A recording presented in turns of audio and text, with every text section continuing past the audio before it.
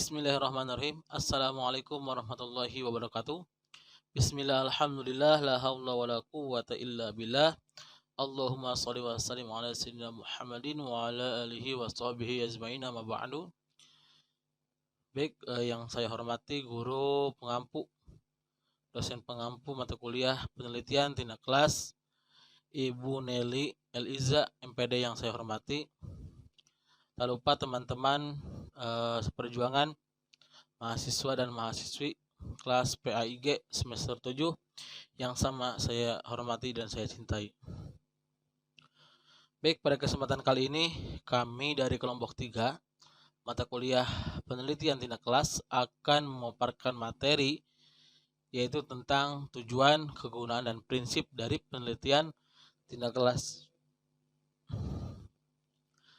Baik, sebelum materi dimulai, perkenalkan saya Rudiana dan teman saya ada nanti yang akan menjelaskan, ada Neila Curiatin dan ada Arina Maula. Baik, pendidikan merupakan komponen yang sangat penting yang berpengaruh terhadap perkembangan suatu bangsa, sehingga guru dituntut untuk menjadi guru yang profesional dalam mengajar dan membimbing peserta didiknya, karena kualitas guru ini akan mempengaruhi mutu dalam pendidikan. Nah, keberhasilan guru dalam mendidik akan sangat berpengaruh terhadap kesuksesan peserta didik. Maka dari itu perlu dilakukannya perbaikan melalui sebuah penelitian, yaitu penelitian tindak kelas untuk menemukan permasalahan yang sering muncul di dalam kelas, baik itu dari segi sarana, media, ataupun perilaku peserta didik. Dengan penelitian tindak kelas ini, guru dapat meneliti terhadap praktik pembelajaran yang dilaksanakan di dalam kelas. Penelitian terhadap peserta didik dari segi interaksinya dalam proses pembelajaran, peneliti terhadap proses dan atau produk pembelajaran secara efektif di dalam kelas. Nah, dalam penelitian tindak kelas ini pasti ada tujuan, kegunaan, dan prinsip dalam penelitian tindak kelas. Nah, oleh karena itu kami dari kelompok 3 akan memaparkan materi yaitu tentang tujuan, kegunaan, dan prinsip dari penelitian tindak kelas. Baik, untuk materi yang pertama akan disampaikan oleh saya sendiri, yaitu tentang tujuan dari penelitian tindak kelas. Penelitian pendidikan pada umumnya ditujukan untuk memperoleh landasan dalam mempertimbangkan suatu prosedur kerja, khususnya prosedur pembelajaran, menjamin cara kerja yang efektif dan efisien, memperoleh fakta-fakta yang tentang berbagai masalah pendidikan, dan menghindarkan suatu yang dapat merusak serta meningkatkan kompetensi guru dalam mengembangkan pembelajaran. Nah, jadi berdasarkan pemahaman yang tadi, secara umum PTK ini dapat dilihat bahwasanya PTK ini bertujuan untuk yang pertama untuk memperbaiki dan meningkatkan kondisi-kondisi belajar serta kualitas belajar. Nah, jadi tujuan yang ini adalah untuk memperbaiki dan meningkatkan kualitas pembelajaran di dalam kelas. Baik, untuk tujuan yang kedua adalah meningkatkan layanan profesional dalam konteks pembelajaran, khususnya layanan pada peserta didik sehingga tercipta layanan yang prima. Yang ketiga adalah memberi kesempatan kepada guru berimprovisasi dalam melakukan tindakan pembelajaran yang direncanakan secara tepat waktu dan tepat sasarannya. Untuk yang keempat adalah memberi kesempatan kepada guru mengadakan kajian secara bertahap kegiatan pembelajaran yang dilakukan sehingga tercipta perbaikan yang berkesinambungan. Baik, tujuan yang kelima adalah membiasakan guru mengembangkan sikap ilmiah, terbuka dan jujur dalam pembelajaran.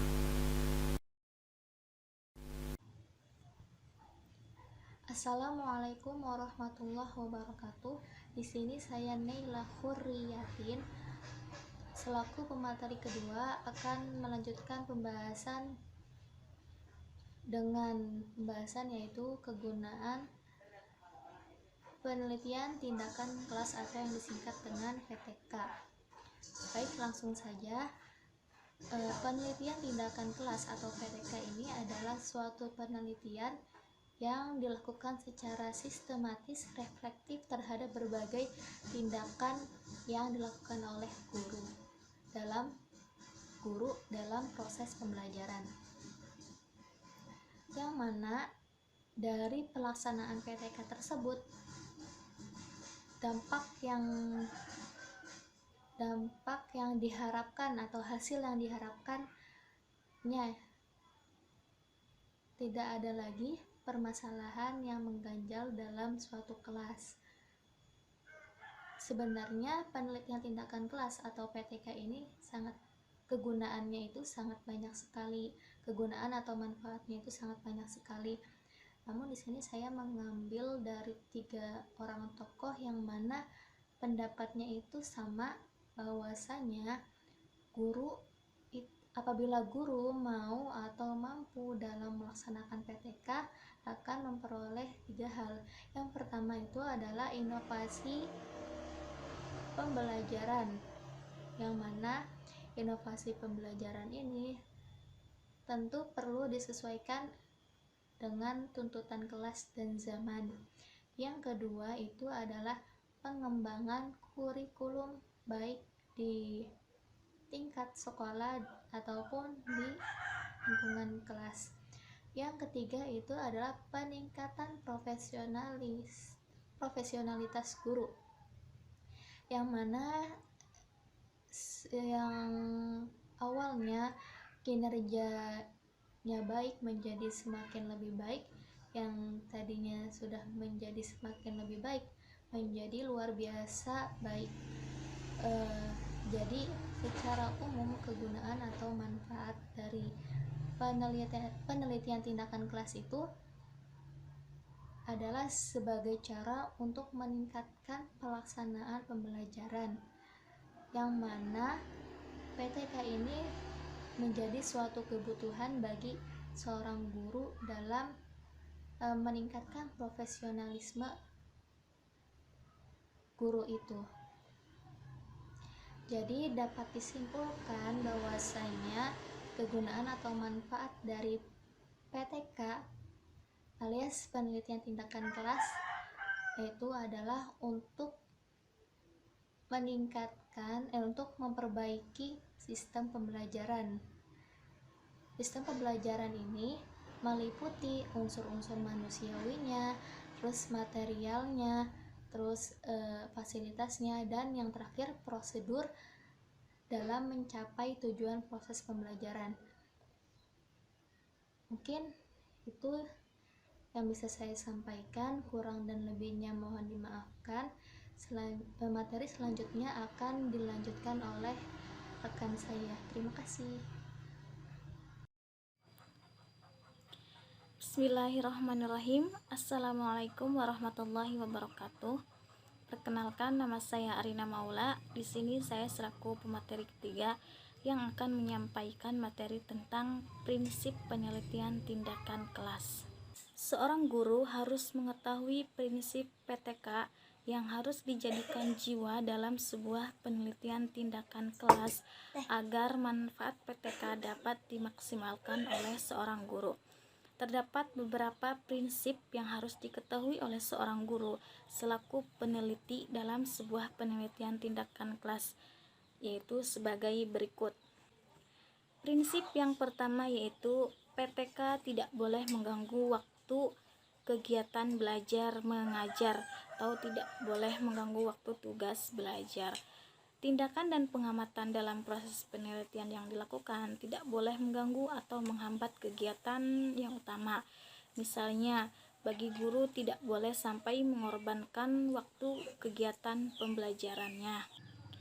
Prinsip yang kedua yaitu meneliti untuk menyelesaikan masalah pembelajaran.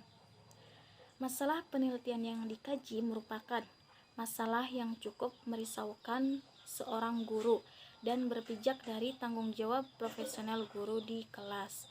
Masalah yang terungkap adalah masalah yang benar-benar membuat guru galau, sehingga atas dasar tanggung jawab profesionalnya, dia memiliki dorongan hati untuk komitmen dalam rangka menemukan jalan keluarnya melalui penelitian tindakan kelas tersebut. Komitmen tersebut adalah dorongan hati yang paling dalam untuk memperoleh perbaikan secara nyata proses dan hasil pelayanannya pada siswa dalam menjalankan tugas-tugas kesehariannya dibandingkan dengan proses hasil-hasil sebelumnya. Dengan demikian, mengajar adalah penelitian yang dilakukan secara berkelanjutan dalam rangka mengkonstruksi pengetahuan sendiri agar mampu melakukan perbaikan dalam praktiknya. Prinsip yang ketiga yaitu teknik yang digunakan teknik secara sederhana. Maksudnya yaitu metode pengumpulan data yang digunakan tidak menuntut waktu yang lama sehingga berpeluang tidak mengganggu proses pembelajaran. Yang keempat yaitu metodologi yang digunakan benar-benar taat kepada asas PTK.